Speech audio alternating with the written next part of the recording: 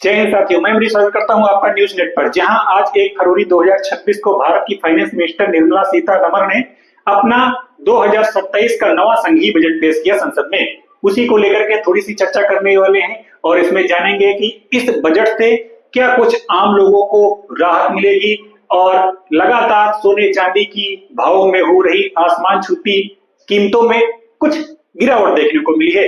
आपकी जानकारी के लिए बता देना चाहता हूं कि हाल ही में सोने चांदी की आसमान छूती कीमतों में गिरावट देखने को दर्ज की गई है, जहां पर सोना प्रति 10 ग्राम सोने की कीमत 24 कैरेट यानी कि शुद्ध प्योर गोल्ड की कीमत 1,65,000 प्रति 10 ग्राम हो गई है। वहीं चांदी 2.91 लाख रुपए प्रति किलोग्राम हो गई थी। हाल ही कुछ दिनों में पहले चांदी का दाम 4 लाख रुपए से भी ऊपर जा चुका है। तो इन दोनों में बजट पेश होने से एक दिन पहले ही दोनों चीजों में बहुत ज्यादा गिरावट देखने को मिली है। इसी जानकारी के लिए आपके लिए बता देना चाहता हूं कि निर्मला सीतारमण ने जैसे ही अपना संघीय बजट नवा पेश किया, उसमें आयुष मंत्रालय को उन्होंने भारी भरकम 3 नए मेडिकल कॉलेज स्टैब्लिश करने की घोषणा कर दी है। यानी कि आगामी आने वाले समय में 3 नए मेडिकल कॉलेज आयुर्वेदिक खोले जाएंगे और चाहे वो रियल अर्थ मिनरल हो, जो औद्योगिक सेक्टर में जो इंपोर्ट ड्यूटी हो, उनपे भी बहुत ज्यादा ये काम करती नजर आई हैं।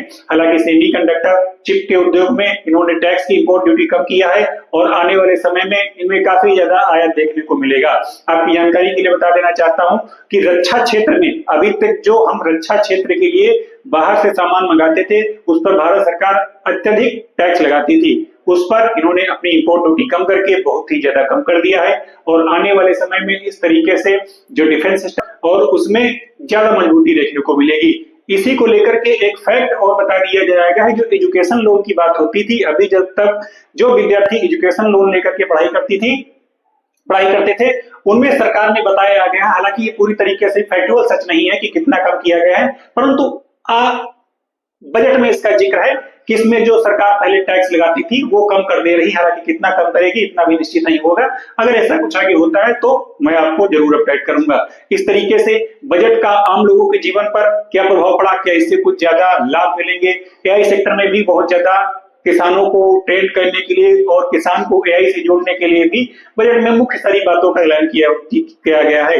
हालांकि बजट पेश करते समय निर्मला सीतारमण भारत की राष्ट्रपति श्री द्रौपदी मुर्मू से मिली और उन्होंने उन्हें दही चीनी खिला करके नया बजट पेश करने के लिए अग्रिम किया। और इसकी खुशखबरी ये हम देना चाहते हैं कि किसान के लिए एआई के क्षेत्र से जुड़ना और उन्हें मैन्युफैक्चरिंग ट्रेडिंग से जोड़ना और अपने उत्पादों को साइंटिफिकली तरीके से करना उनके लिए एक वरदान साबित होने वाला होगा। हालांकि विपक्ष मीडिया पूरी तरीके से इस पे भी दे चुकी है। विपक्ष का कहना यह भी है कि जब सरकार से कोई उम्मीद नहीं है तो बजट से क्या उम्मीद करेंगे।